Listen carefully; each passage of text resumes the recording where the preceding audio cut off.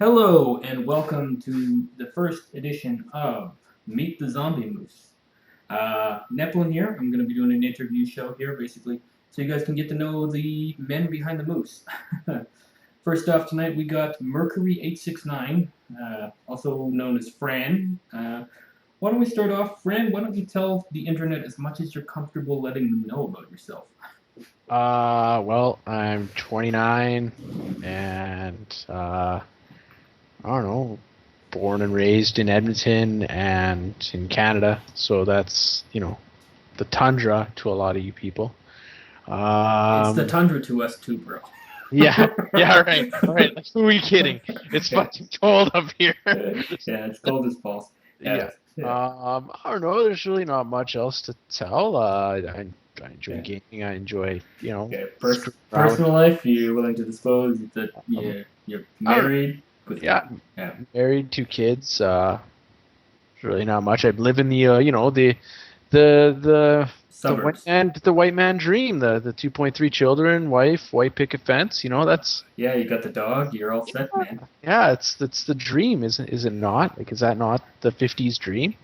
I don't know. The American dream or the Canadian nightmare. Well, yeah, American Night dream with socialized medicine. Yeah. nightmare because you're living in fucking Edmonton. Yeah, that's a nightmare. All right. Well, why don't we jump into it here, and we'll get a little bit of information about you and how you got here and stuff. Let's start off with your gamer tag, Mercury869. Now, why? First of all, I mean, Mercury. That's a pretty cool name, but where did the number 869 come from? Oh, wow. So I'll go back. So years ago, back in high school, I have a friend, common friend of ours, that Brent, that he got me playing StarCraft, and he got me playing StarCraft online, and then the clan I was going to join, they had a bit of a theme. The theme was that you had to have a Roman or Greek god name. So I chose Mercury. God of And War, good decision. yeah, and it worked. It was great for a long time. And then I stuck with it. Like, I enjoyed it. It fit. I stuck with it. I was That's a comfortable good with it. name. No, Yeah, I and mean, Mercury even as an element, it's the only metal that's liquid at room temperature. yeah, it's awesome. It's got a whole It's got plethora of definitions, so it's really cool. And then came Xbox Live, and some douche nozzle had this name, and I'm thinking that, like, I got into Xbox Live late. Like, we're talking, I got an Xbox after Halo 2, so Xbox Live's already a year in. A lot of people have had names and whatnot. Maybe this guy got his name probably banned, or maybe gotten banned for some reason, or maybe he just never renewed. And if you don't renew your subscription and the name expires, it doesn't go back into the selectable pool. What Xbox does is they put that name into, like, this list, and it's basically an abyss of other gamer tags, and you cannot gain access to it at all. It doesn't matter. so in that list of names, there's probably like my penis and your mom and Yeah, and other names like that, and then there's this innocuous one of Mercury that nobody can have now. that's right. No one can have it because Xbox owns it. That's the way it works, and it's dumb. I know guys that have been fighting for years to try and get certain names. They will not release them. It's ridiculous. So anyway, that's where the 869 comes from. I'm at the time I was, what, 23, 22, and I was like, 69, like the jokes, and I was like, So there was already a Mercury 69 then. yeah, you're damn right there was. So then I was like, well, shit, what am I going to do? Fuck it, throw an 8 in there and see what happens. Boom, there we go. So that's how the gamer tag came, and it stuck. I could change it. I don't want to. It's been there. It's been through a lot. Me and this gamer tag have been through some battles, so We've seen some shits though. yeah. We've been, we've been around a long time on Halo and StarCraft and a whole whack of other Yeah, games. So it's been around as much as your mama. yeah, kind of more like yours. Oh, Okay. Well, moving along then. Let's go with what type of games interest you the most? I mean, right now I'd say you're our in-house FPS expert. Use the term loosely because I've seen some of your CS:GO footage that's playing in the background here, and you're probably the best of the rest. But uh, Well, that's a project. I'm trying to get back into Counter Strike. Yeah, FPS is one of my stronger, one of my more main interests. I played all kinds. I started in Counter Strike beta, so like we're talking beta 6, where maps were completely broken. They weren't balanced at all. It was like if you picked CT on assault, you were screwed. That was it. You might as well just get out of the game now because you will not win. Um, and I moved on into there, moving into one version, going into 1.0, 1.1, Counter Strike Source, and CS:GO. I played CS:GO a couple years ago at PAX, loved it, had to pick it up. I've played GoldenEye, Halo, both like all the Halos. I was unreal at GoldenEye, unreal, and for me that is the most cherished FPS that I have. I hold that in such high regard. It almost crushed me when they remade it and they butchered it. It well, crushed which remake are you talking about? Are you talking about the first uh, one, or the the because they recently no, am I? no, what they did is they redid it for the Wii, and then they released it for the PS3 and the 360, and they basically changed the story a little bit. They included Daniel Craig as the Bond, and they modified this. Like I said, they modified the story. It just doesn't feel like GoldenEye. It doesn't have that feel. It doesn't have that. Like multiplayer, you started with a loadout. I never understood that. Get a gun or die. That's the way it was. That's the way it was, and that's the way it should be. I That's mean, right. there's a thing about GoldenEye though. Like people, they look at that game with rose-colored lenses, in my opinion, when they look back on it, because there was so little at the time that was like you could throw it up on your TV and be ready to go and battling your friends. If you go back and play the game right now, like, do you think it holds up? Yeah, I think so. And I have. I went my brother-in-law owns an N64. He actually lives with us, and we've had him hook it up downstairs, and we've played it. In fact, he actually challenged me to a game once, and I know he owned it, so I said, "Give me a couple days, let me get back with the controls." So he did. I played some single player, got used to everything, I started getting good. All of a sudden, everything was grooving. The strafe shooting was coming back. The targeting was coming back. Just the tricks were coming back. And then we played, the game type of all game types, stacked sniper rifles, License to Kill. Absolutely. That game, I don't know why they had any other setting other than License to Kill, because I know. that's the only game type that me and my brothers and anybody I ever played on it was always License to Kill, and there was always this unwritten rule that you shouldn't hunt down people with no guns, but if they came at you, they were fair game. Oh well, I guess we played a little differently. You seen a guy, you shot him because you didn't. We used to have shenanigans. We tried that once, and we'd have guys like I remember my cousin running around, and he'd be like, "No, don't shoot, don't shoot, don't shoot." So you wouldn't shoot him, and all of a sudden, boom, he'd whip out a gun and shoot you in the back. And it's just like, you know what? Fuck it. This guy dies next time, right? Like we don't care. And it used to get violent. Like we're talking, screaming and shouting. It was crazy. So it used to get intense. When we played that time when we launched it a couple months ago, I beat him 22-2 in a 10-minute match.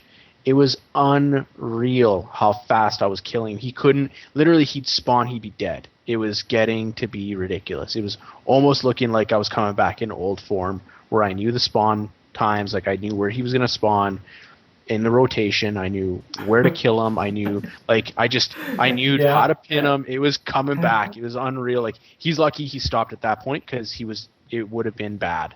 But so anyway, that's one interest. I'm into I'm into racing games, big time into racing games. Things like Forza Motorsport, Gran Turismo. I'm a huge Formula One fanatic. Not only watching it, but I enjoy playing those games. And living it. Yeah, I try to live it in my car as much as I can in an SUV. Yeah, It's I a mean, little tough. I've seen your sweet race car driving suits too. Yeah, If there's one thing I'll say about Merc, is that he definitely, if he could, he'd be driving a race car right now. hands down, it's the way to go. It's so good. But that's another interest. I'm into more action RPGs, things like Diablo, things like Torchlight. Um, I can play, your JRPGs, so Final Fantasy, Chrono Trigger was unreal. Yeah. I could play those games. I don't like them as much, but I can play them. Um, Well, I and think it with Chrono Trigger it really helped that they had the ATB gauge, yeah, so it rewarded you for making quick decisions and like quick. I mean, you could turn off the ATB gauge and turn it into just straight turn based, but the fact that it was like the faster you moved, the better you could do. yeah, it was That great. Like it that was really revolutionized RPGs. yeah, and it really helped that game because it could have been a super like combat felt a lot more pressing when it was like shit, gotta make a decision, gotta make a decision, gotta make a decision, or the enemy gets another free attack on me, and it was like, Yeah, and it's things like that, right? I mean, I'm a recovering Warcraft player. Gibbs will attest to that. That guy's a snake oil salesman. He gets me back every time. The last time he got me back to play Warcraft was because he promised me legendaries with my rogue, knowing full well that back when Burning Crusade came out, I didn't have a chance at the legendaries because I was in guilds that were not good enough. We were stuck in Mount Hyjal. We could not get to Black Temple. I think I've done it once or twice, and I couldn't get past certain points just because the guilds weren't good enough. So he knew that I was itching for legendaries. I got them, and then I went into Mist of Pandaria, and that was it. I kind of lost interest. I've hung it up, and I'm thinking, judging by everything that the way it's going, I think I've hung it up for good. I don't see myself going back.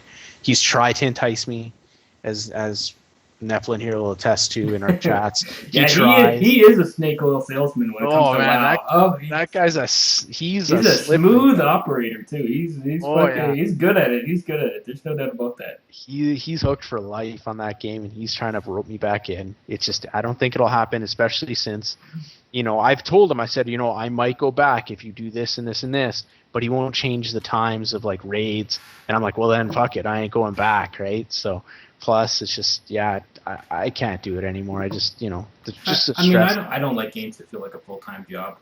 And that's what it was starting to feel like Yeah. near the it was becoming a job more than a game. It wasn't fun anymore. Like I want to play, I want to play a game with my buddies. I want to just have fun. I don't want to sit there and have to farm for 4 hours and then only to maybe say, okay, you only got one piece of loot, Yeah. go back and do more. It's like, well, fuck, like that sucks. Like where's Yeah. the rewards, right? Yeah, but I mean, when you do get that legendary, when you do get that orange item, it's quite the rush. I mean, there's a reason that there's millions of people playing that, and Oh yeah. it's addictive. It triggers every response in the brain that pulling a slot machine arm does. You get the bright lights, you get the loud noises, you get Yeah, I agree. 110%. I agree. And you're right. As soon as I got my legendaries, man, it was like I won the lotto. Like it was your I'd say like the closest feeling I could describe it to is I play ball hockey. When we won our division, that was what it felt like. It felt like I won. Like I conquered the game, and I got something that not a lot of people had. Like there were a lot of rogues that had the legendaries, but not a lot on my server that I played on, and it was awesome. I had people seeing me with them, and they're like, "Hey, jump off this cliff! I want to see the wings." Sure as shit, I jump off the cliff, and me being me, you're damn right. There's a yell macro that says Red Bull gives you wings, because that's just the way I am. I mean, you got it. You can't not. I mean, you can't not, right? I mean, Yeah, right on. awesome. But anyway, I I don't mean, know. That's what about today? What games are you currently checking out? What's uh what's got your fancy right now? Today, right now, I'm playing a lot of NHL 14. A huge hockey nut, and I'm good at like. Oh I yeah, really because we're like that. Canadian, eh? We Yes, like our hockey, eh? that's right. Grand Theft Auto 5. Yeah, I mean it goes without saying right now. I mean that game's done crazy gangbusters business. I mean Unreal. everybody's playing it. You know, I got my minor complaints about the game, but that's a I haven't played a complete Grand Theft Auto game like that since Vice City. A lot yeah. of people will hate me for it because a lot of people say San Andreas was better. I disagree. I I think Vice City was the yeah best. yeah Vice San Andreas was a lot bigger and there's more you could do with it, but yeah, I'll agree. Vice City was a better game. Like everything about Vice City was better. The setting, the map, eh, you know. Everything, even the music was amazing. Oh man, I own a Vice City CD soundtrack. Oh It's my in my god. basement. Yeah, it's so good. I love that. I love that game. I mastered the motorbike. Even now in Grand Theft Auto 5.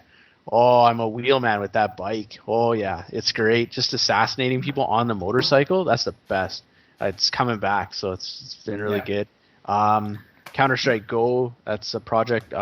Obviously, people that have watched this, or if you're new, you should check out This Isn't So Hard, or How Hard Could It Be. Those like that game, Dragon's Lair, unreal. And I still got to get to Space Ace. I'm excited for that one. I'm Yeah. excited for Yeah. Dragon's Lair Make hard sure you mode. play that on hard mode though, eh? Oh Just, yeah, of yeah. course. I'll go right to hard mode with Space Ace. I won't play around.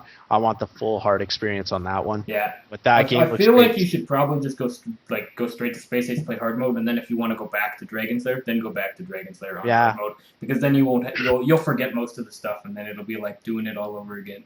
Well, maybe I might have to do that. I haven't played Dragon's Lair in a while, but yeah, that's a good way to do it. Especially since Space Ace is like something I've never seen. Maybe they added some new mechanics. Who knows, right? Yeah. It's crazy. So that I'm looking forward to. But I'm not really playing much else. We played some, every now and again.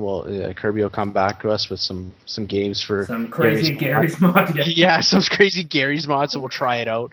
But I'm not like hooked there. We were playing Civ 5 for a long time, and I still would like to play it. Payday, I still want to play that game. That game's just unreal. Yeah. Nothing like I'm you just three wait, your buddies. I'm just waiting for the price drop to come down on that because so I can buy it for the Zombie Moose crew here. But I mean it's $30 a head right now. Yeah, the Once Payday too. if there was some kind of a bulk discount for buying like 4 copies, they'd sell them. I don't know why Steam doesn't have that as an option. Like That would sell, and that would be a blast. Like, just yeah, it I was mean it'd so be like if you buy 4 of this game, you can get them for $15 or you know.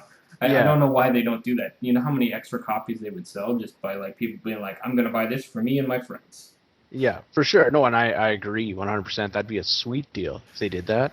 That would be awesome. Payday 2 looks really good. My brother plays it on Xbox.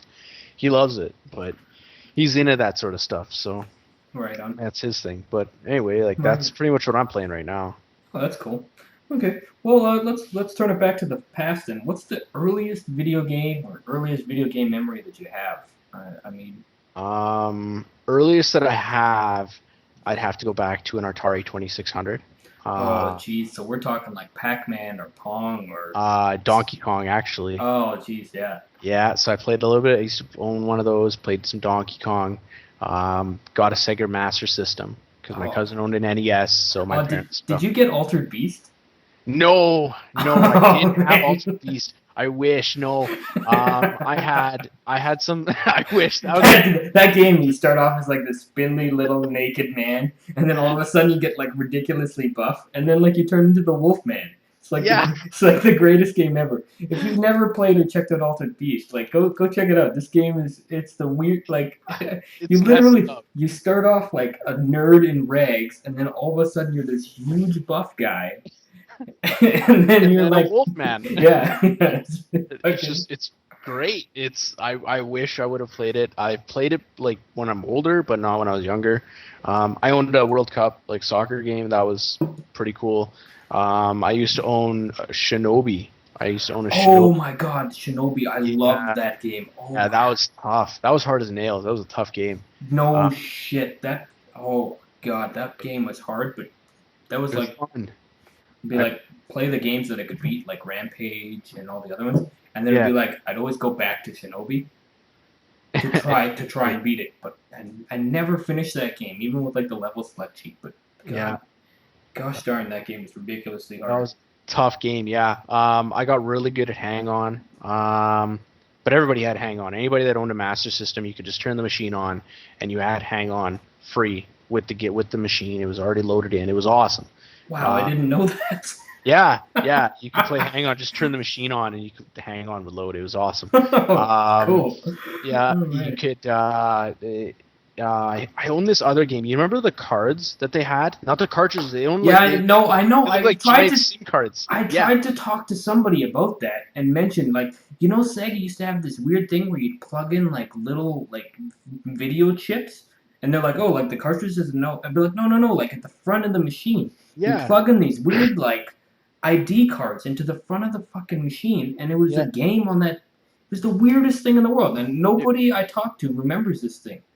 Oh, I remember it because I owned this shitty airplane game off it. You couldn't. You would have like it was so bad. You would have like an enemy in your sights, and they'd be up close, and you'd be shooting at them. They wouldn't die, and then you'd run out of ammo, and you're just like, what the fuck? Like, okay, that's great. He's flying in front of me. When is this game over? It never ended. It was the most retarded game I've ever played in my life, and it was unreal. But it was on one of those cards, and I know what you're talking about. Not everybody remembers those cards, but anybody that owned a Master System that had one will remember it forever because it was the only one of its kind. No other system released two different kinds of cartridges. Yeah, like a giant, and it looked like a giant SIM card. Nobody ever released that. Like that's the only way I could explain it to kids today would be like if your PlayStation had like the DVD port in the front that you put in your Blu-ray discs and stuff that you played games on, but it also had a cartridge slot in the top that you jammed in like big cartridges into. Yeah, that's a good way to explain it. Like, why, like, no.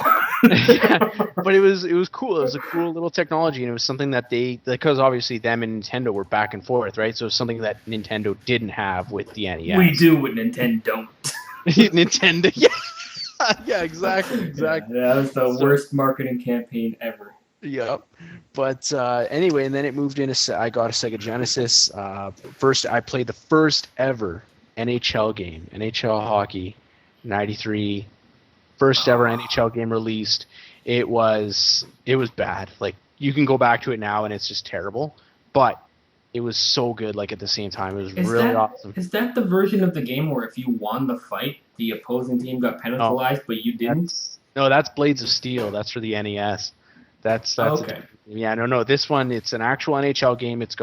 It has real teams. It doesn't have real players. It has the numbers, but you can obviously tell that, number 8 on the Oilers is Joe Murphy, and number 85 is Peter Klima. Like, these guys. You know that 31 in there, or 30 in net is Bill Ranford. And, like, these players, so anybody could play it. It required you to enter the old code to get to your save game. So if you were doing playoffs and you did the code, you could get back to where you were going. Sometimes it would fuck up and it wouldn't actually save. So you'd be like Game 7 of the Stanley Cup Final. You'd input the code exactly correct, and it would be like, nope, can't find the game. Or it would be like, your ID is wrong. So now you're fucked. Like, that's it. You cannot. You have to start back over with the playoffs and do it all again. Yeah, it was crazy. It was a good game. I played, Sonics and all that stuff with the Master System. One game that people don't really know about that was released was a game called Aero the Acrobat. It was designed by the Sonic team. Oh, yeah, that's that little red and black bat with like a bat mask. Yeah, you played it, and you had to like go through a circus, and it was kind of like Sonic, where you had like a plethora of items to like go over and shit like that. You could die and all sort of stuff. It was a scrolling adventure game. It was really cool. Hard though, harder. Like it was harder than Sonic. Sonic was real easy, especially Sonic 2. But this game was hard. Like, they really ramped up the difficulty on that game, and it was nuts. I never played the second one, but the first one was tough. Probably the best Master System game I owned was Golden Axe 2. Golden Axe 2 was unreal. I don't know if you've ever played Golden Axe in the arcade. Hell yeah.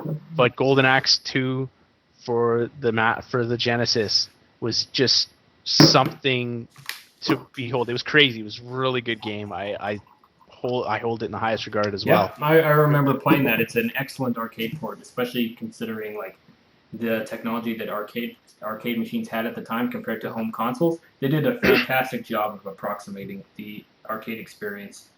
With But that game, I yeah, agree. It's both awesome. both versions are great and fantastic and are infinitely playable. I would always prefer to play it at one of the old arcade machines if Yeah, I had the choice. But you know, if you're a kid at home and you don't have 9,000 quarters, yeah. Golden Axe 2 fucking on the We're Sega Genesis was fucking amazing. yeah, we're not we're all not all mid-lid playing Dragon's Lair, feeding the machine Quarters one after another. quarters all day. Like, yeah, we're not that, but yeah, it was crazy. It was a good game. I mean, don't get me wrong. Just because I own the system doesn't mean I didn't play anything else. Like I said, my cousin was a Nintendo owner, so he owned the NES. He owned a Super Nintendo. I played everything on those, all your Did you classics. find like when you were like a kid and it's like, okay, my parents are getting a Super Nintendo, so I have to try and convince my cousin James to get a Sega Genesis? That's actually, it's funny you say that because my cousin got a Super Nintendo. He was like, no, let your, I wanted one. He's like, no, let your parents, get you a Genesis. Let them get you a Genesis. And We'll then play we can that too. trade them up, trade them off. Yeah, and it was actually worked out really well as I got older. I liked it. In fact, we started doing that later on. He got a PlayStation, I got an N64, and then he would get it, and then he got both eventually because he was older. He was working. I couldn't get a job at the time, but yeah. So it was, we started doing that later on. I don't know. Yeah, I played all kinds of consoles. Sony, like I even have a modded PS1 somewhere. So That what you've done is you pulled out your video game EP here and showed the internet. Yeah, pretty much. That it's pretty classic. Like I'm not as classic as some people, but I've been around the block when it comes to Yeah, movies. when it comes to in-house like video game historians, we gotta tip our hats to MBLD. He's lived through it all. Oh yeah, Yeah. So, that but guy probably seen the but first. your video game cred's pretty substantial. We gotta give you a tip of the hat. But while we're on here, I'm gonna jump around on the list of questions here because I feel like I got these out of order here. But Yeah. while we're talking about classic games and retro stuff, what would you say is your favorite non-video game or like classic game, like board game? Um. Doesn't have to be a classic game either. Like, what's your favorite board game? Yeah. Well, I'm a sucker. Like, if we're talking just, I would say run of the mill mainstream board gaming. I would say I'm a sucker for Monopoly. I suck at it, but I'm a sucker for it. I love playing it. Um, Now, what kind of house rules do you guys play with when you play with it? just play your standard rules. Do you have And then any house rules or? we play with the free parking. We put $1,000 in on the free parking, and then what we do is if anytime you land on the luxury tax or the income tax, Yeah. or anytime you have to pay like $25 or whatever, anytime you have to pay the bank back, instead of doing that, that goes into the pot. Yeah. So then you land on free parking, you get it. One house rule I enjoy playing with that a lot of people don't like playing with because they're, they think it's bullshit, is I like playing with you can't buy anything until you pass go. And the reason why is because it gives everybody an advantage. It gives everybody a fair shot at the properties because what's your first turn? You roll a 6. What's your first buy? Your first buy is that blue property. Yeah, exactly. That's your first buy. Yeah, and every time you buy those blue properties, and then you fuck the person as soon as they come out and they roll a 6, they're fucked first off, right? So I say let them go around, and then at that point, the game decides who gets to buy that property first. But then you get these situations where somebody goes to jail twice. yeah, I guess. And it's like they might as well just quit the game right then because like they're done. Yeah, that's true. I'm not a big fan of house rules Monopoly. Usually when I play, I encourage everybody. It's like, no, we'll play the rules exactly the way they are in the rule book, because I've seen my friend, my brother and his best friend. They don't talk to each other anymore, and the argument sparked the whole thing was Monopoly, because it was like his buddy, we'll call him James because I don't want to use real names, and I'm not going to use my brother's real name here. But anyways, James always played where you could sell, sell improvements like houses or hotels for the same amount that you bought them for. Well, that's bullshit. It is bullshit. And the reason in Monopoly that you can't do that is so that you can't just move your improvements to where the majority of the players are on the board, That's right? Right? You need to make a decision and go, I'm going to improve these properties, which also makes sense. Building and tearing down houses, it's not a zero gain income thing, right? Yeah. It's always going to cost more to build and tear something down than it would be to just leave it vacant or to just build it, right? Tearing it down and moving it somewhere else is going to cost money. You're going to lose investment, right? Of course, I agree. But Yeah. but Walter, he built a bunch of houses and then everybody Names. moved past him. Names. Walter. Well, cat's out of the bag. Walter, anyways. Can't change it now, Walter. Yeah. Anyways, Walter, he built a bunch of stuff. Everybody missed him, so then he tried to move it to the other side of the board. And my brother James, this time we'll use James. Yeah, I'll get it right this time. Yeah, this time I won't. Anyways, he said, no, you can't do that. And he goes, what do you mean I can't? I've always played that way. That's the way we always do. Then my brother James got out his rule book here and showed him, and he said, well, we're going to play with my rules because we're under my house right now. And my brother James went, well, you can't really do that. You can't. I would have moved my house's last turn towards where you were going to be, right? Yeah, that's But I didn't know, and he goes, well, you should have asked, and then it turned into a big fight that involved a bunch of other things. Yeah, but not everybody knows everybody's house rules. That's the thing about that game. That's why you should always play with the official rules, and that's what's great. I played Monopoly with my brother-in-law, my sister, and her 3 kids, and I said, no. They're like, what about free parking? What about this? I said, no. We're going to play the rules exactly the way they are in the rule books. Somebody was eliminated in 15 minutes.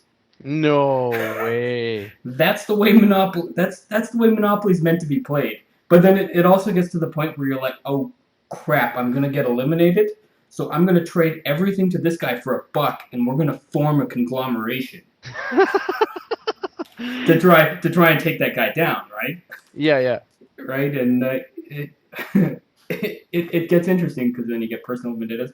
I strongly encourage play Monopoly by the house rules and have fun with it that way and turn it into a game within a game. But I definitely can understand and appreciate people that want to play with like the free parking house rule and stuff because it definitely gives everybody a chance to be involved in the buying and selling of properties and stuff. Yeah. But once you get like to the point where you're like, no, let's just play a game where we eliminate people and slit each other's throats and play like the real estate wheeling dealing game. Play by the real rules. Oh no, we still do that. Don't get me wrong. You still got that free parking, but it doesn't matter because we buy up everything. And if you play with aggressive players, they buy up everything. And then at that point, you're like sitting there, you're trying to trade, right? I mean, I'm a sucker, and this is bad. I'm a sucker for buying the utilities. I'll buy both utilities every time. And then if they don't land, all of a sudden I'll be like, okay, let's trade some utilities. I'll trade you the electric company for that blue guy, and then. My wife, she's relentless. She will not trade if you offered her $1 million and the electric company. She'll be like, nope, I'm not giving up my blue guy because it'll break my 3, and I don't want to do that. And it's just like, well, fuck, you're ridiculous. Like, I'm offering you $1 million and this. I mean, but anyway, so it depends on who you're playing with. But yeah, we modify the free parking rule, but for the most part, we do play by the rules that are in the book. We don't really... Yeah. To cheat off it. I mean, I don't know of any other house rules other than the free parking. That's the only one I know. In fact, that's the only one I've ever played with. I've never played any other house rules other than that. So the fact you bring that one up is crazy. I never figured somebody would play like that. To my eyes, you built the property, then that's it. You want to tear it down. The most commonly missed rule in Monopoly is if somebody lands on a property and they choose not to buy it, or they can't afford to buy it, it goes up for auction. Does it really? That's the most commonly missed rule in Monopoly. Most people miss that, and it actually creates the most interesting scenarios because if you look around the board and nobody has any money, or somebody is missing that piece of the property, you can elect not to buy it to try and start a bidding war. Oh, I didn't even know that. Yeah, see, I was like, maybe the next game night we should just play like hardcore rules Monopoly because it's a cutthroat, brutal game when you play it. But like it's like, oh, shit, I landed on Boardwalk. I can't afford to buy it. Everybody's got their hat in the ring now, You know, Boardwalk will go for $1,000. You know. That's and then the bank just collects the Yeah, the $1,000. bank collects $1,000 exactly. That's unreal. No free parking, no takesies, backsies. You know. But Oh wait, the other rule I guess we played with is I don't know if this is a rule or not, but we said only build. You're only allowed to build on your property on your turn. So you couldn't if you knew that's a rule. Yep. Yeah, okay. Like if you knew a guy was coming around the bend, you couldn't load up your properties and be like, "All right, fucker, come around that. I'm gonna take your go money now." The best example of that would be if somebody was at go, and then they rolled 2 5s, landed in, and was just visiting jail, and then let's say they rolled 2 2s, and landed on Virginia Avenue, and let's say you had the red property, you could be like, pause the game.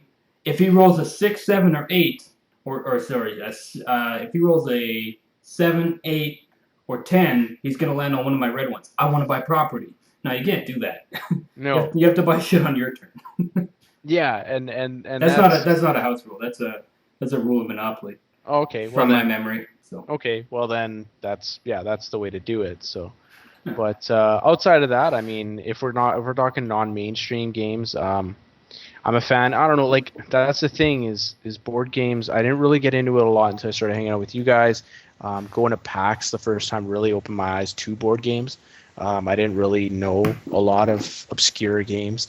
I would have to say that my biggest favorites is Fortune and Glory. That game is unreal. Flying Frog has done an unreal job with it. I'm a fan of everything that Flying Frog has done. I liked Last Night on Earth. I like Fortune and Glory. The only one that I don't like that they've released, I haven't played they've released 2 other games. I haven't played Humans versus Aliens, I think it's called. I can't remember the name, but there's another one that we tried to play at PAX, and it was called Touch of Light. Touch of Evil? Or Touch of Evil, that's it. Sorry. And yeah, I've never played that. So that game is like they take the rule book to Last Night on Earth and it expand it by a lot. There's a lot of rules. It was painful. It was tough to get into. I couldn't do it. Yeah, I think Last Night on Earth is the perfect amount of rules, and I think Fortune and Glory stretches it just a little too far. I like playing Fortune and Glory, but I think the rules on that game, it's just a little too much. We always forget 1 or 2 things when we play, and it sucks because then you're halfway through it and be like, that doesn't seem right. Check it, and it's like, no, it's not right. We've been playing half the game broken, and it sucks, right? Because then all of a sudden we're gonna win because of a broken or we're gonna get crushed because of a broken roll. But yeah, the game's still great. It's well designed, and it's more of a fault on us for not checking everything. But I mean, you can't sit and check the rules every turn of a game. No, and I agree with that. Otherwise, you're there till 3 or 4 in the morning, and that's not fun. But yeah, like that game was good. What else have I played? Zombies. I absolutely love that game. That's just fun. Just shenaniganing your friends as they go for the helicopter, just lining the road up with a gauntlet of zombies and be like, go. Yeah, boy, do you need a lot of space to play that game, though. Yeah, for sure. There was another game I played. I can't remember the name of it, but it was basically like a board game FPS, and it turned into a point we were playing at PAX, and it turned into a point where you had 2 hands, like both your hands cupped. And we had a guy, I swear he had 15 dice in his hands. And that was his attack. And then somebody's defense, I think it was my defense, I rolled 5 dice. It was just like, at that point, I was like, fuck it, just kill me. Like, it was unreal. I cannot remember the game. I will try and find it and remember it for future. But it was crazy. It was a really good game. Maybe Casey knows the name of it, but it was so awesome. It was such. You know what makes for great interviews? Talking about things that we don't know about. Shush. Let's see. Yes. Let's see. It's all good. You can look it up while we talk. But that's a pretty good foray into the realm of tabletop and that kind of stuff. But if you had to pick one favorite retro game, I think I know what you would pick. Oh, I know. I don't know if you'll call it retro or not, though. Sorry to cut you off. I found the game. Okay, what was the board game? The board game is called Frag. Okay. Yeah, and that's the game that if you play it, it's unreal. So good. I'm totally gonna put a link in the annotations right here. so that you can link to Frag the Game. Yeah, it's really good. Highly recommended. Anyway, keep going.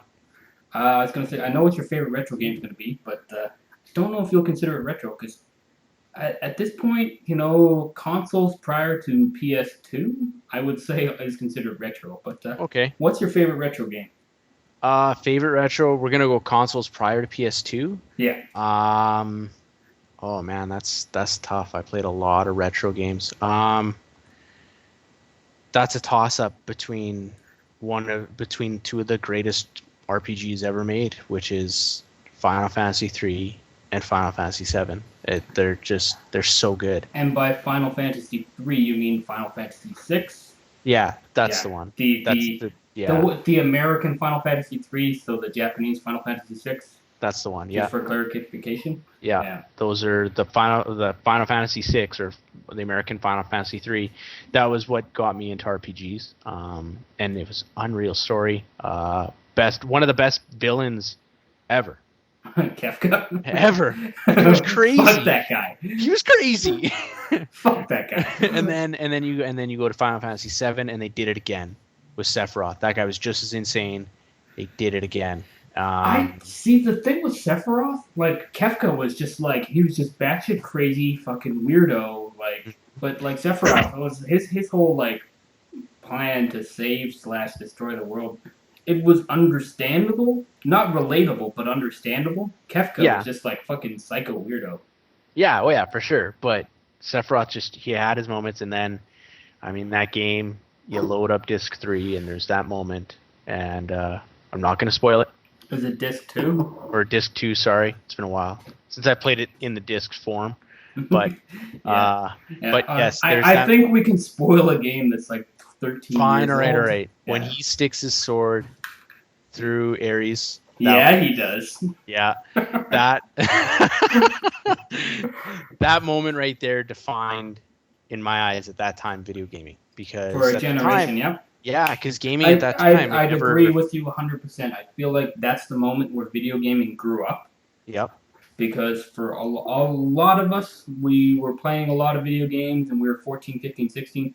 And, I think the biggest push of video gaming was all of these kids that were born into the realm of video gaming who maybe weren't around for the very, very first consoles, but were, 5, 6, 7, 8 at the time. Yep. And then we got into the PlayStation age, and we were playing these games with these RPGs, and I was like, boom, shit just got real. Main character, not just a main character, but somebody innocent and as lovable as Aerith. Knife to the chest. Ah! Yeah. It was unreal. Like that happened in a video game. You never really seen that in games prior. And if you did, it wasn't as traumatic as that, because that game did a really good job of telling a story. I'd say I'd like to tack on one other one to the list, which is Metal Gear Solid. Are we talking Metal Gear Solid 2? No. Metal Gear Solid, the first one for the PlayStation. Oh, okay. We're talking prior. I think that was Metal Gear Solid 2. No, it wasn't. The Metal Gear Solid 2 was released. Oh, right, yeah. And it wasn't as good. I'm thinking of Metal Gear, which I'm getting numbers, it's making my brain stuff, but yeah. Yeah, Metal Gear and Liquid Snake. Yeah, Metal Gear was released on the NES, which my brother-in-law owns, and those are weird games. Like they're good, but they're weird. But for me, Metal Gear Solid, another great storyline. You see another death, this time of a bad guy, but in a situation where did she have to die? Could she have been saved? You see your main, the one of the other main characters. Again, we can spoil games that are like 10, 12 years old. Yeah. You see Otacon dying, and you see Sniper Wolf dead, and it just, it's crazy. Senselessness of war, and the whole torture tap out scene with the are you gonna give out and give up Meryl or not?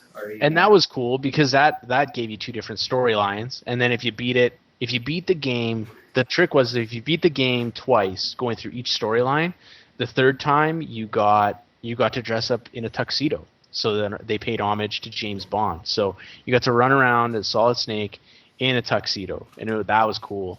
I don't know if I'm the only one, but me and my friends, we got like a PlayStation Magazine demo of Metal Gear Solid. I know the one. I played the shit out of it. We played that demo for like 20 hours. Yeah, sneaking through the shipyard or Yeah, the and docking. like it was Yeah, just that we infiltrated that base like 11,000 different ways and different times and killing everybody, running straight for the exit, getting the cardboard box, not using the cardboard box. That demo, that has to go down as the greatest video game demo ever, because the second we played that once, we were like, we need to buy this game the second it comes out, and we're gonna play this demo again. The yeah. demo. We were so hooked on this game. I don't know if you can find that on the internet or anything, anywhere or whatever, but that was the greatest video game demo ever made, hands You, down. I agree, 100%.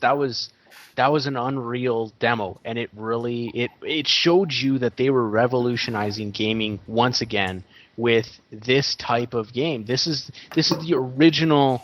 This is what led into Splinter Cell. This Yep. is what made Splinter Cell was Metal Gear Solid.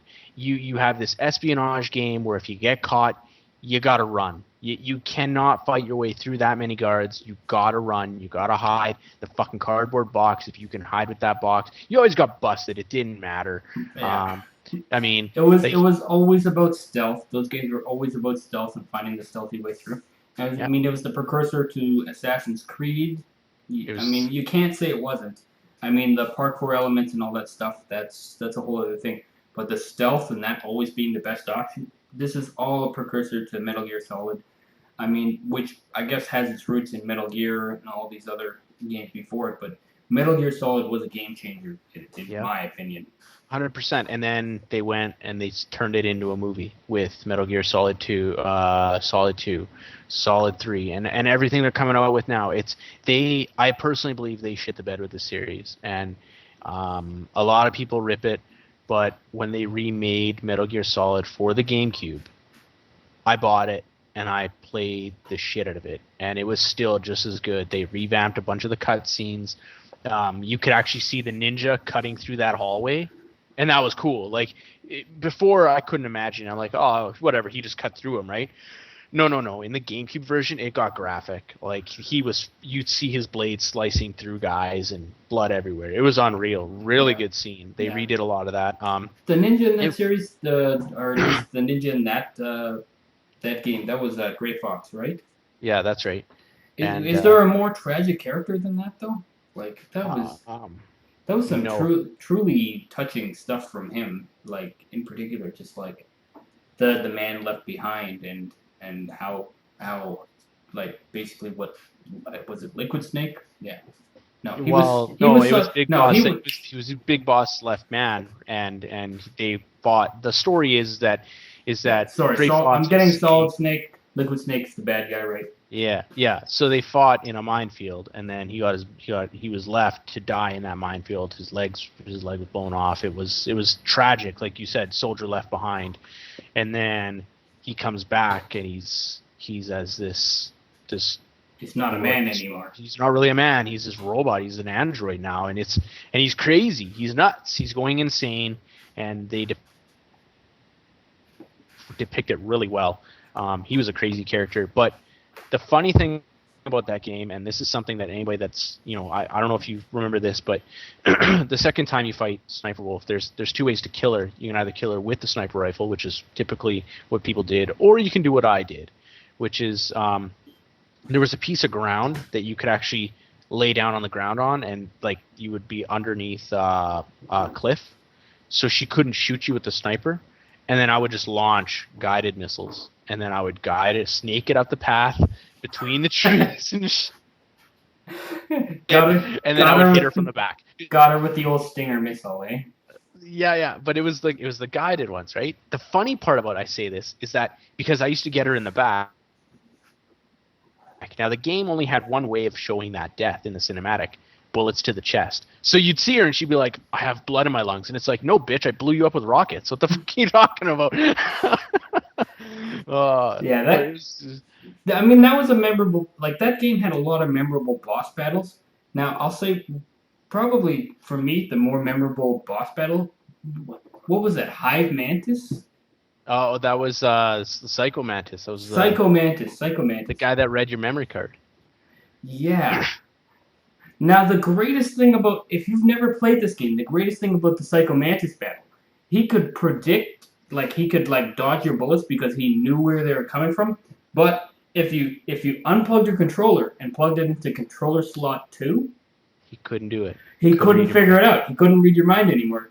And it's the greatest thing because it's like as soon as you beat him, if you use that trick on him, he's like, "Oh, you use controller slot 2." Oh yeah, so many good stuff, so much good shit. The fact that he reads your memory card, he detects other Konami games. So if you played things like Castlevania on your PlayStation, he's like, "Oh, I see you've played Castlevania," and it's like, "All right, Really? I never got that because I didn't yeah." I didn't play a lot of like because when we got our PlayStation, it was like finally the straw that broke the camel's back because we finally got Metal Gear Solid. It was like we need a PlayStation, Dad. Get us this, and he got it, and yeah. So like we didn't have a bunch of Konami games there, but Oh, see, that's the difference. Is when I got my PlayStation, I remember it to the T. I went on vacation, and when I came back, I left it with my cousin because he knew a guy because he did this with his PlayStation.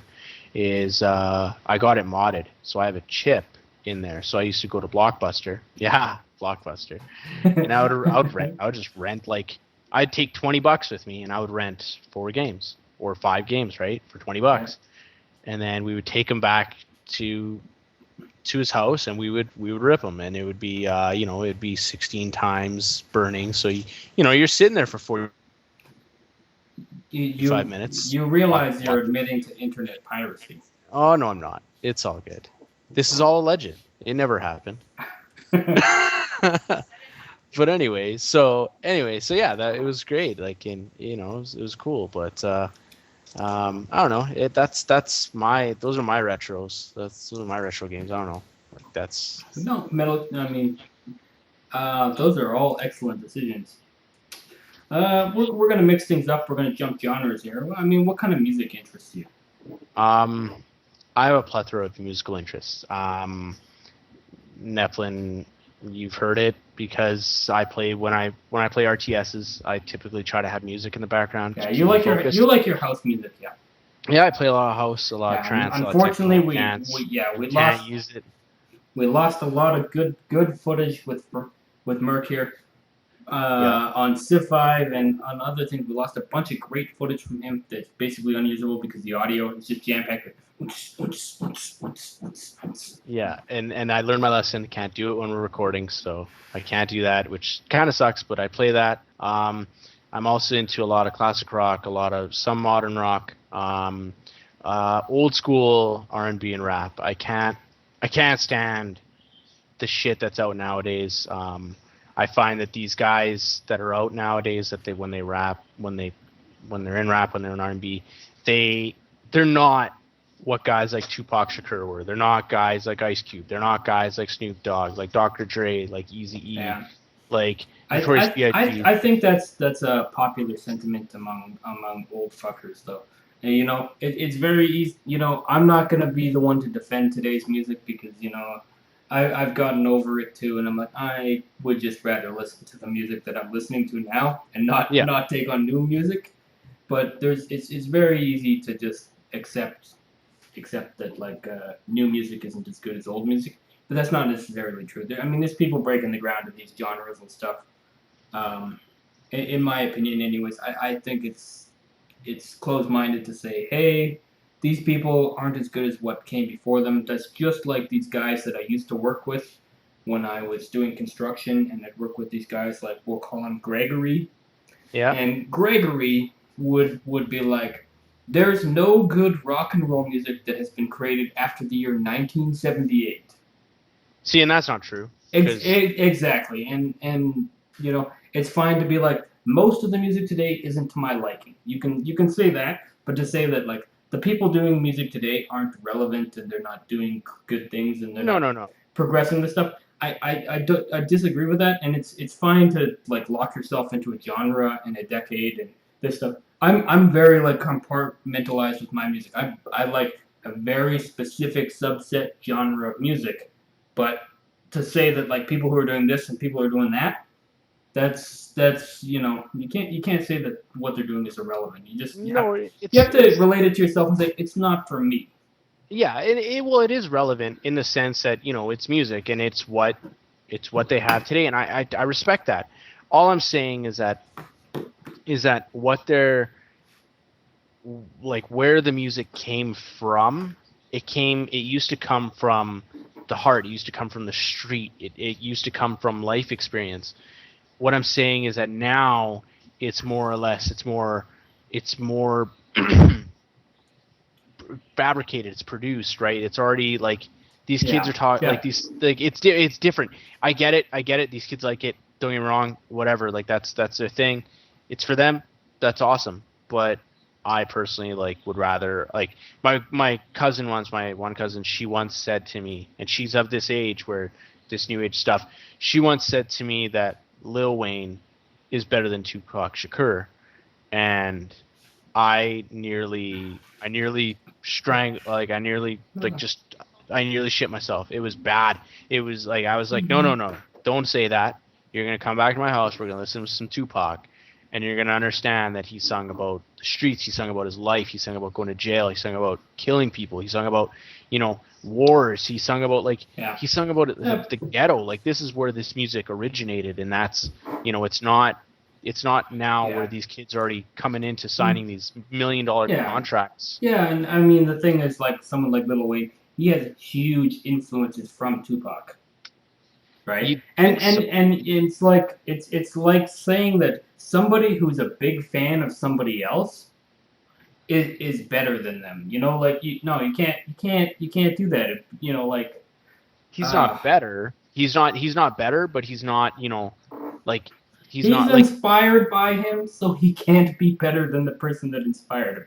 that's right. I mean, eventually, like everything's got to go down to like the original artist in like old timey Italian Renaissance times or wherever you want to string it back to. But like wherever people get inspiration from, they have to give homage to wherever they got it from. And to That's right. say that somebody that got inspiration from somebody, uh, I'm trying to think of a great example in rock music because I'm not a huge rap musician myself. But um, hmm, I guess the easiest way to explain it would be like, you got these new upbeat, like punky, faster music bands like Rise Uh, Against and that kind of stuff. I can give you a good example. Okay, The great. the good Help me out here. example would be you could take like Avenged Sevenfold. Yep. Avenged Sevenfold is a lot like a lot they you can tell that their music is heavily influenced by older Metallica Yeah. and older Disturbed, Yeah. that older stuff, and that's great, but they'll never be old Metallica. They'll never Yeah. be old Yeah. Disturbed, and that's fine. And anybody that respects the music, like, I love Avenged Sevenfold. Don't get me wrong. I think they're great. I think they are. Fantastic example. Yeah, like they're pushing that genre forward. Yeah. But but You you're can't right. you can't compare the people who created the wheel to the people that created the engine. No, you're I right. mean, maybe you can say, oh, this guy's better or more important because the engine makes the wheels turn faster. But the guys who were in there and created the genre, so the guys that made the wheel, eventually you have to go back to the guys that made the stone or the tire or the rubber or whatever you want to go to. They have to give credit to the people that created the shape or whatever. You can't just say That they're better. Yeah, no, I agree. they're not better than the people that inspired them. You can't Yeah, you can't say that. That doesn't make sense.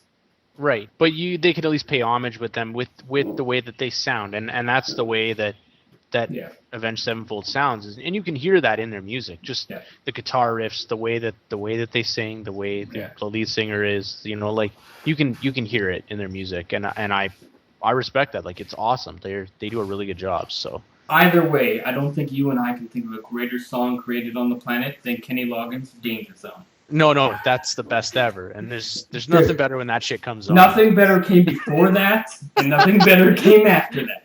It That was was the best.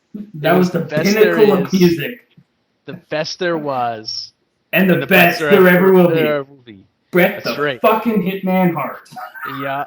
Where's he? Where is he? I think he ended up back in the he did his WWC or WWC stint, and then he was out of wrestling for a while, and then I think he ended up back in the WWE for a while, just Yep. doing wrestling and stuff. After Shawn Michaels made a bunch of money and all those other guys made money, and I think the fans demanded it enough because Ric Flair was still making money. They're like, "What the fuck is Bret Hart doing?" Yeah, pretty I think much. they dusted him off and put him in there and made some money off of him. You know what I want to know is why doesn't he reopen the dungeon in Calgary? Like that's. I think that's still a thing. I think. No, it's not. They closed it. It's closed, man. The dungeons in Calgary, they're closed. Oh. Well. It's a travesty to wrestlers that have come through that thing, but that's another topic. We're kind of getting off the question, but yeah, of what type of music do you listen to? Yeah, going into wrestling. the dungeons of Calgary, Alberta. Right on. Okay. Wow. Calgary, boy, this 10 questionnaire is getting out of hand. Oh boy, jeez. Okay. Well, since we're talking about wrestlers and that kind of stuff, let's talk about hero worship. Who were your heroes when you were like a super youngling, and like who do you look up to now? So why don't we start with when you were young? See, when you're young and you're impressionable, you watch guys like the Ultimate Warrior. You love what the Ultimate Warrior does on screen. Oh, you God. love the Ultimate Warrior. You think this guy is amazing. You watch the Ultimate Warrior now, and you think, what the fuck was I thinking? Yeah, he's just a fucking steroid addict who grabs the ropes and jumps up and down and screams. He's a lunatic. Yet I idolized that guy. He was nuts, and I loved him. I loved his interviews. I loved the way he was. I loved him. He was, to me, he was my number one. Then you'd have to go to Hogan, and you'd have to go to Macho Man, the Mega Powers. Like, you'd have to go to that. There's so we don't much. have to just talk about wrestling. I know, but that's the thing is, like, in my eyes, that was my first idolization, right? Like, for me, as a kid. What a segue then, hey? Totally nailed it. High five ourselves. But I mean, like, I don't know, like, I would watch shows like people would say, "Oh, you didn't watch X-Men when you were a kid." No, that's not true. I did watch X-Men. I just didn't really get into it as much as anybody else. I watched some Spider-Man. I've watched all that sort of stuff. But those guys, they just didn't really. I don't know. They had too many problems. Yeah. The Ultimate Warrior, he only had one problem. And that was whoever was in his way of the next belt. That's right. Exactly. Till I learned. And how he was going to whip his ass. Yeah. Exactly. But, that's when I was younger, I'd say that's my hero. Yeah. What about these days? Who do you look up to now when you're trying to emulate your lifestyle and make life decisions? Or at the very least, if you can't think of somebody like that, I mean, what's a quality that you look for? Like charity or whatever. For me, it's not really like that. It's more like I just live my life personally as it is. I don't really idolize anybody that says, "Hey, like that guy's my hero because he made $1 million doing this." Like, I don't give a shit about that. For me, personal life is what it is. I'll take advice. I'll give advice on personal life. That's not the way I look at it. If I was to say who's my hero or my, like, who I kind of try and model something after, we're gonna go to hockey. No, we are going to hockey though, but we're not going with Everly. That guy's got some sick mitts. I can't compete with that. I got stone hands when I play hockey. I'm not good. However, I'm good at two things. I'm good at face-offs, and I'm good at digging down low and just giving it all. And one player that I try and relate that portion of my game around is Jonathan Taves of the Chicago Blackhawks. I think he's got no quit in him. That's for sure. And I think he's one of the best two-way centers in the game today. And you're right, he's got no quit. That guy gives it all. There's a reason why he's a 2-time Stanley Cup champion. He is by far unreal, real good. Yeah, you know who else is a 2-time Stanley Cup champion? Dustin Penner. Yes. Yeah. 2-time Stanley Cup champion Dustin Penner is awesome. That guy's my hero when it comes to pancakes. To eating waffles. Yeah. So, but I'd say like real life, we're looking at that. If I was to go to comics or anything, I would say, I kind of look at Wolverine as like Yeah, a no, guy that he's a lot like me in the sense that he's short. he's Canadian. He's short. Canadian, He's got short, dark hair. and He's and got big blades sprouting from his knuckles. I wish that was true. No, he's got that short fuse, and he's always trying to deal with it. And Yeah. that's me. Like I have a short fuse, and you can hear it when I game. Listen to it. This wasn't, how hard could it be? I wish I could say I disagree with you, Mercury, but It's true. I've known you long enough to know that you've got a little bit of a short fuse, and I try and help you out with that. Right, and that's where I can relate with Wolverine. Is I feel that me and him, we could relate in that sense. We both have that short fuse. We're both, quick on the uptake, in the sense that like we're gonna just jump to the worst conclusion possible, and then when shit goes down, it's like, oh shit, well, I'm sorry. That's really insightful. I wasn't expecting that kind of an answer from you. Logan, he's a great character for a lot of reasons, and there's a reason that he's become, like Marvel's flagship character. Like he basically usurped Spider-Man. Like I mean, I guess Spider-Man. Spider-Man, that Spider-Man. delicious bread. Yeah, that shoots webs. That delicious bread that shoots webs. No, I guess Spider-Man, he's probably got more international cachet than Wolverine does, but, well, maybe not. I mean, I guess we could look at box office numbers and, like, what the most recent The Amazing Spider-Man did versus the most recent Wolverine movie. God, Yeah. I can't talk English anymore. It's okay. Thanks. Okay. Thanks for supporting me. No problem, buddy. But that's not the way I look at it. I just look at it as, like, this is a guy that kind of relates with me. Everybody has their own relation with who somebody would relate with, right? Like that's. I mean, I can at the same time I can relate with the nerdy, nebbish weakling Peter Parker. Yeah, for sure, and I could see that. I mean, except for when he goes emo in Spider-Man 2, or Spider-Man 3, but that was. Yeah, exactly. When he does his 50s like Fonzie snapping. It's like grease up in here. Even with for me, Spider-Man 3, like for me, even the like emo dance scene and like treating the girls like shit and all that stuff, up until the point where like there's like the burned faced Harry Osborn. Up until it's like, and then his like butler's like, oh, it's your father's goblin armor. It was his own blades that hurt him. Yeah. Up until that point, I was on board with the movie. And then it went downhill. I agree. Even the bullshit like emo dance that everybody bags on. I was like, okay, this is like weird and like stupid, but it's like a black costume Spider-Man. They got to do their thing. It didn't even bother me that much, I'll be honest. But then when it's like this ridiculous old fart, like, Wilson, bring me my towel. Yeah. I'm done with the bath now. And he's like, this is your father's goblin armor. Blah, blah, blah, blah, blah, blah. Exposition to make you understand Peter Parker. And then fucking James Franco, oh my god, Peter Parker's my friend. Tear rolls down the side of his cheek. It's a fucking bullshit scene. Yeah, it makes no sense. It's so retarded, so stupid. I agree, 110%. I agree. That was a good part to say that movie shit itself.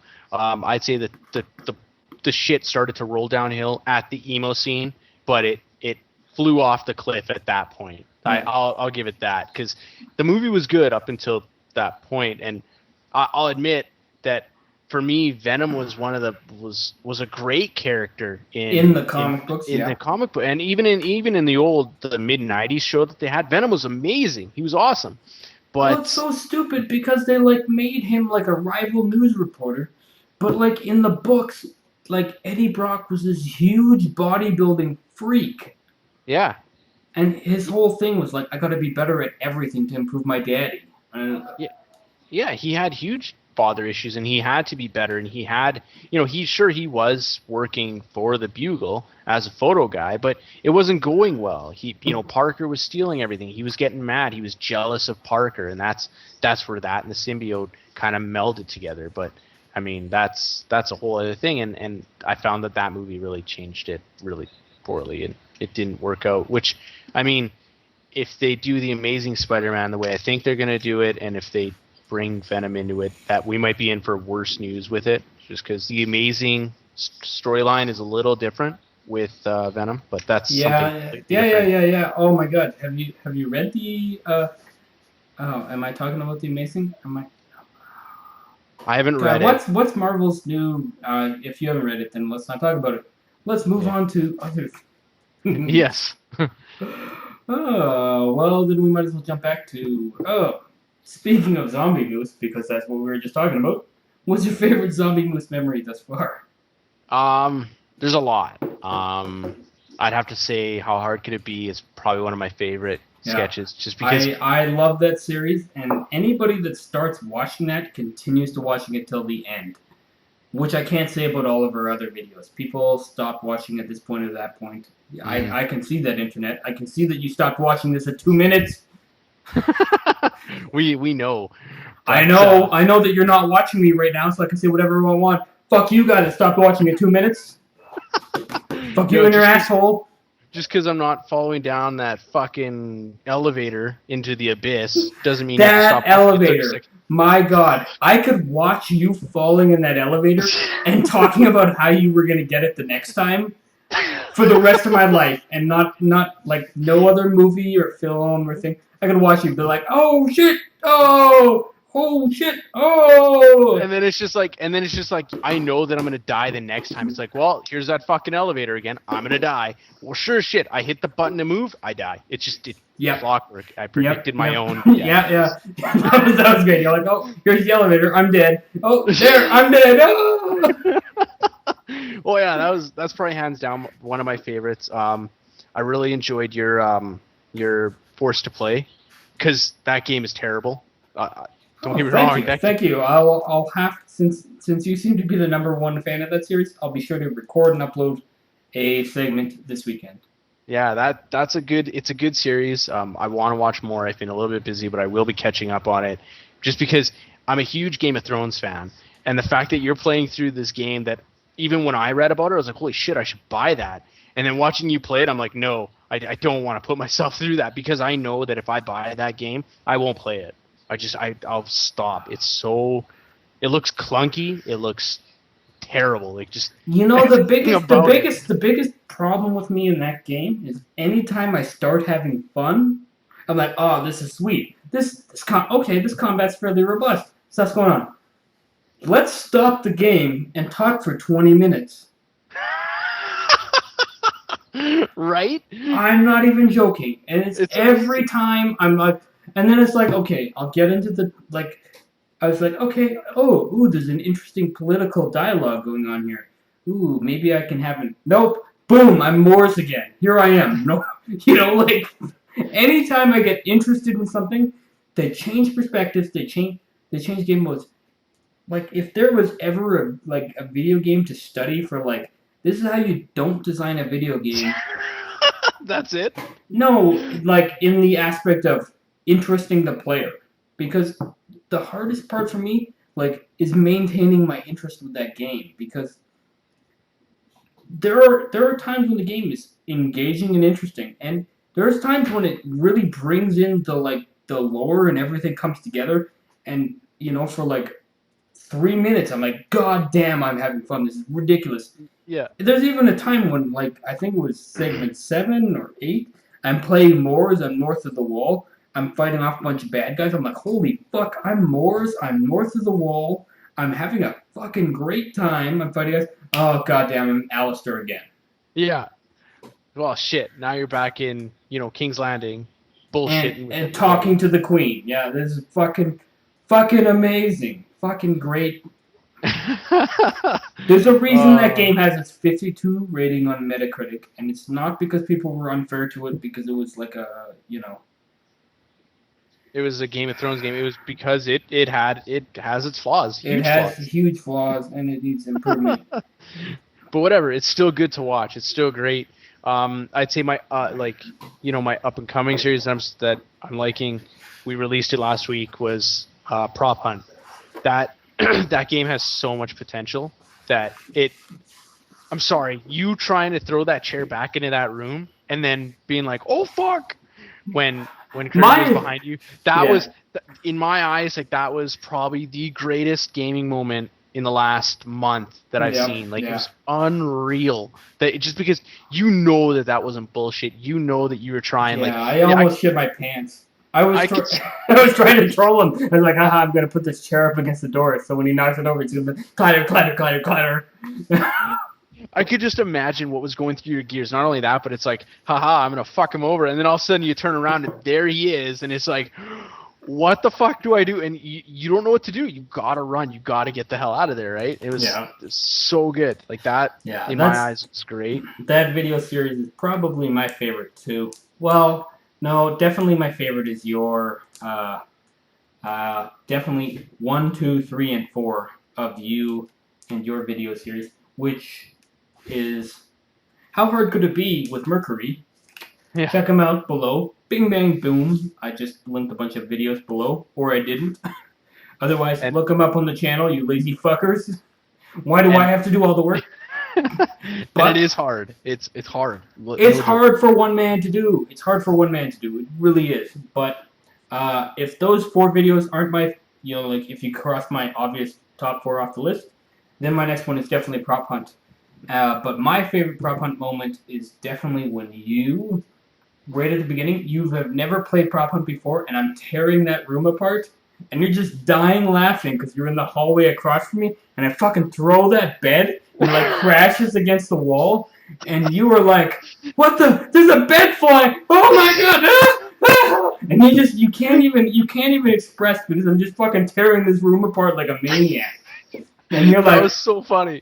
It looked like there was like a spousal argument going on, and this bed just comes flying to the wall. I was like, "What the fuck is going on in there?" I had half the mind to to try and peek in, but I'm like, "No, I gotta stay still. Don't move. Don't go to the action." Yeah, I agree. That was a good moment. That was awesome.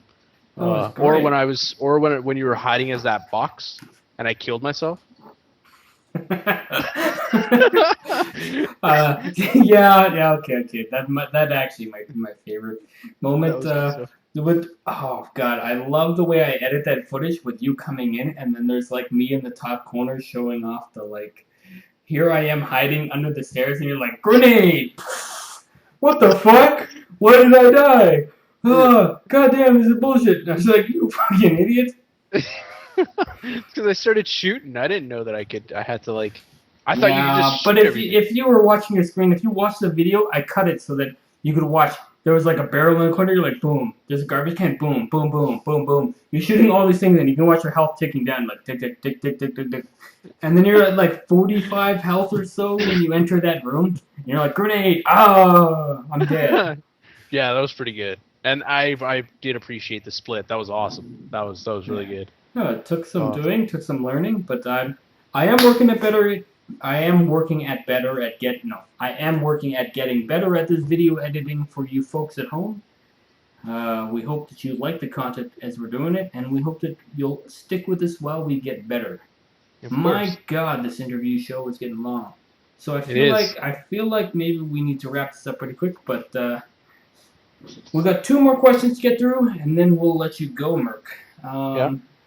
Next one. What's your go-to story when you want to make somebody laugh? I Anecdote, joke, story, all that stuff. You can I even don't tell stories about me. I don't. That's the thing is I don't really have one. I don't have a go-to. I'm I'm what I like to call a situational asshole. Comedian. Yeah, I'm a situational asshole. So if I see something happen, then I'm pretty quick to react with something, and I'll say it in a joking tone, or to try and get the lighter side of what may have happened. I don't really have like a go-to yeah, this is what I tell every time when I go here, go there. I'm not like that. It's just more situational stuff and what happens. Because I don't know, my life's pretty crazy as it is, and it's got its moments. But Okay. I like that. That's what I Well, like. I'll give you a freebie then. I'll give up my answer, so I have to come up with an answer next time I get interviewed on this thing. I want to hear Niels's finger gun story from your point of view. Oh, finger gun story. I mean, you must remember this. Yes. Oh, were you finger gun the? Yeah. Don't give the punchline away. Yeah, just tell. Yeah. You tell the story here. You get my funny story, but you have to tell it. I can't remember who you were Okay. going to see. Let's call her Denisha. Okay. Yeah. Oh yeah. Yeah. You're gonna go see Denisha, and then, so you were in the grocery store, and you thought that was her. So you kind of gave her the finger guns, and you didn't get a reaction. And then as you got closer, it actually wasn't her. Yeah. So yeah, that's rather embarrassing and awesome. Like I couldn't. The fact that you did the finger guns to someone that wasn't the person you thought it was, like that's good. Like I've never actually I've seen the finger guns, but only to people that you know. Yeah. You never just see the finger guns. Like I can only imagine standing in that supermarket, seeing some guy give some chick the finger guns, and be like, "What the fuck is that guy doing?" Yeah. Basically, I thought I saw this girl Denisha, who I thought I knew, who was a good friend of Kirby's, and I pulled the finger guns out of the pockets, and I was. It wasn't her, as I realized after I took one more step forward. And to my embarrassment, I just, that's not her. I put down my half-filled basket of groceries in the middle of the aisle and left forever. I don't go back to the grocery store anymore, ever, for any reason. That's amazing. I didn't know that. I didn't know you don't go back. I'd go back. No, it's gone. It was a one-timer. It's dead. That place has been napalm. It doesn't exist. Even months after, even months after. What if she's there? What if she's there? I don't think she. Well, maybe she would remember the idiot. It's probably dead to her too. She probably blocked it out of her brain. Yeah. It's probably like a nuclear red zone to her too. That poor girl. The look of horror on her face. But awesome. all right, moving along then. Why don't we wrap this up here pretty quick? What would you say you are most excited for about the future of Zombie Moose Entertainment? Besides world domination, because I'm looking forward to dominating the whole world, but small-term goals. Yeah, that's right. You got to think small before you think big, right? Got to walk before you run. But for me, I don't know. Like on the future, we got a bright future. We got Prop Hunt coming up. Kirby's constantly promoting more shit with Gary's Mod, more than I can keep track of. I think I got to install something called Morbius or whatever the Morbus. Yeah. Yeah, so, we need 4-man for that. Yeah. So I mean, like I've never seen it. I've never seen a lot of these games. I don't know whatever else comes out on Steam. I mean, we'll be there and we'll be. So we still got to play. What's that game there? That was on the the Humble Bundle there. The Showdown Effect. Oh, while we're talking about Showdown Effects, parts 1, 2, 3 already out. Check them out. What? Boom. Oh, I wasn't part of that. That game's unreal. Yeah, that's a good game. Well, hey, you want to play tonight? Maybe we could swing it. We can show down. Try to find some people. Let's show down. Let us show down. Well, yeah, right. Hey, if we can't find anybody, you and I will do 1v1. Okay, we'll do like matches are 5 minutes. We'll do a 5-minute 1v1, and I'll get it uploaded tonight. That's my guarantee to you for spending the time doing this. Okay, that's what we're doing. Play some Showdown Effect. That'll be good stuff. I think we should do it now. Yeah, we'll do it now, but we'll finish the interview here. Is there anything else that I wanted to ask you? Let me think. Scratching my brain and not checking my iPhone. No. I guess the last thing I'll ask you is, are you happy to be a zombie moose? Are you glad that we bit you? Yeah, this is awesome. It's great fun. It adds another element to gaming. It gives me something else to look forward to and to do. Right, it gets me playing other games and not sinking me into just one. Which we're gonna go back to Warcraft. That was my biggest thing. Is that game was such a time sink and such a sink that it never like. I think for months I never played games outside of Warcraft. I never played like I can't get into Assassin's Creed. People think I'm crazy. I can't do it. I can't get it. Like there's games that I've missed on Xbox, on PlayStation 3 that I just, I missed them, and it was because of that game. Now I got to go back and play them. Things like Uncharted 3. I've never played Uncharted 3. I played it at PAX and I fucking loved it, but I've never actually bought it and played it yet. And I know it's going to be good. I still have to beat Uncharted 2. So Zombie Moose here gives me that freedom to select new games and to try them out and even do something like Counter-Strike. I played Counter-Strike for years and I got really good at it. Now I'm trying to relearn it. And that's a segment right there. It's like I could turn it into a segment of trying to relearn Counter-Strike and being frustrated with it because it angers the blood. And recording your audio way too loud that Niels has to get you to sit down for an interview show instead.